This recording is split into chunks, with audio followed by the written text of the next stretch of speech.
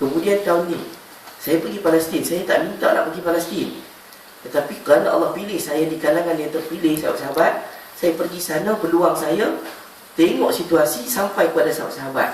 Pergi sana makan masa yang begitu panjang, kos yang tinggi, tetapi kerana apa? Kerana sahabat-sahabat lah yang doakan saya, sahabat-sahabat lah yang menolong saya, dan usaha baik kita sahabat-sahabat. Ingat, duit bukan menjamin masa depan dan kebahagiaan keluarga. Bila kita nak bahagia, kita pulangkan kebahagiaan kita kepada Allah Subhanahu Wa Taala. Dan hari ini saya rasa cukup bahagia kerana sahabat-sahabat saya adalah orang yang terbaik mendoakan saya. Saya tak lupa di hadapan Kaabah di Palestin, saya mendoakan mudah-mudahan muka-muka sahabat saya duduk depan saya ni sama dengan Datuk Ustaz Naim, Mak Aziz, Ustaz Kamal kita, insya-Allah satu masa Allah cukup sebagai kekasih Allah di Makkah, Madinah dan juga di Palestin. Tuan-tuan dan puan, sahabat yang dirahmati Allah sekalian,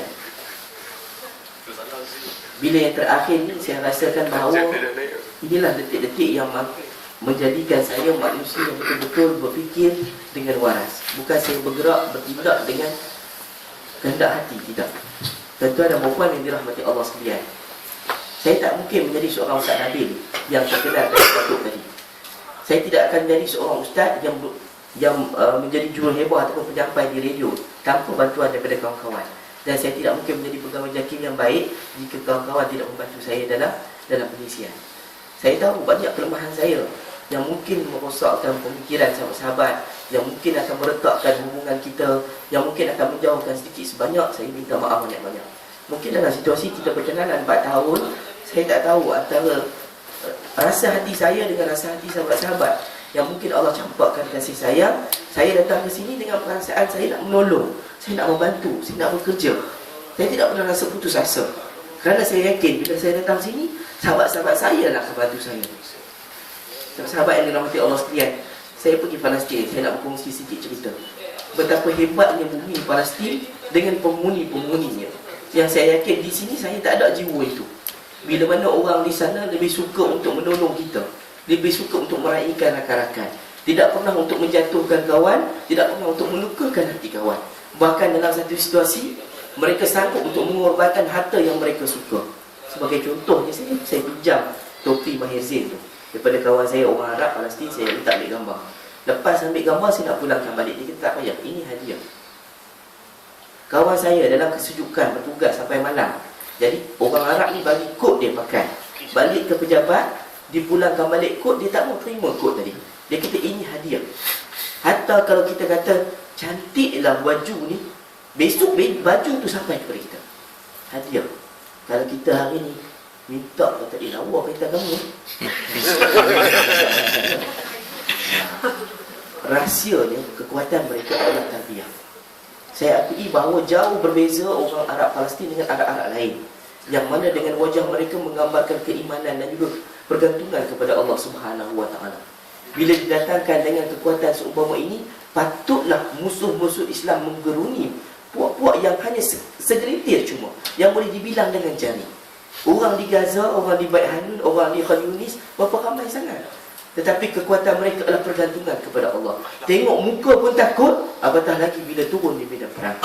Kita tengok muka kawan kita pun kita tak takut. Bukan tak takut, boleh gelak lagi.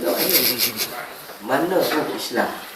Jadi sahabat yang dirahmati Allah sekalian, saya tahu walaupun anda tidak menguasai bahasa Arab, tidak menguasai Al-Quran sempurna, tetapi kita kita bergelumang dengan dunia media ni yang terlibat dengan Al-Quran, yang terlibat dengan hadis, yang terlibat dengan semua kata-kata ulama. Saya yakin sedikit sebanyak terperciknya hidayah-hidayah itu pada diri kita.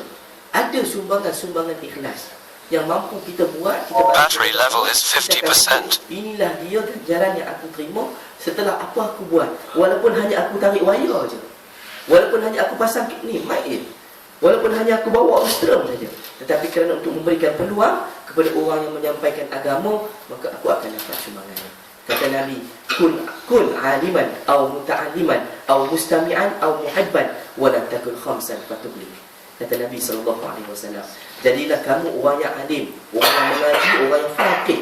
Kalau kamu tak boleh jadi orang alim, muta'alliman, kamu tolong ajar apa yang kamu faham daripada orang yang ajar kepada kamu. Kalau kamu tak boleh juga, aw mustami'an, kamu dengar aja, tolong dengar. Yang keempat, kalau tak boleh nak dengar, tak boleh nak ikut, tak boleh nak buat apa, tolong menjadi orang yang mencintai, orang yang suka kepada ilmu. Jangan jadi golongan yang kelima, kata Nabi SAW. Golongan yang bukan nak belajar, bukan nak mengajar, bukan nak mendengar, bahkan tak suka kepada orang-orang yang nak mengaji ilmu. Jadi bila namanya ilmu, jangan kita jadi orang yang menghalang. Bagi peluang. Hatta kalau dalam tempoh 5 saat, 1 minit, 2 minit, orang tu nak sampaikan tazkirah, bagi peluang. Kerana dengan tazkirah itu kata Allah Subhanahu Wa Taala, wa dzakir fa inna dzikra tanfa'ul mu'minin. Kata Allah, berilah peringatan. Dengan peringatan tadi akan memberikan manfaat kepada orang-orang yang beriman, bukan kepada orang-orang Islam. Nampak tak nilainya bila Allah cakap kepada orang beriman, tidak semestinya kepada kita yang ada title Islam, tak namanya mukmin lagi. Contohnya kita sahabat-sahabat, kita duduk di sini ramai pakar-pakar rujuk, ramai orang hebat-hebat, jadilah, ambillah ilmu-ilmu yang ada pada mereka yang sementara masih ada. Saya tahu dalam tempoh 4 tahun saya rasa macam terlalu singkat masa bagi saya di sini.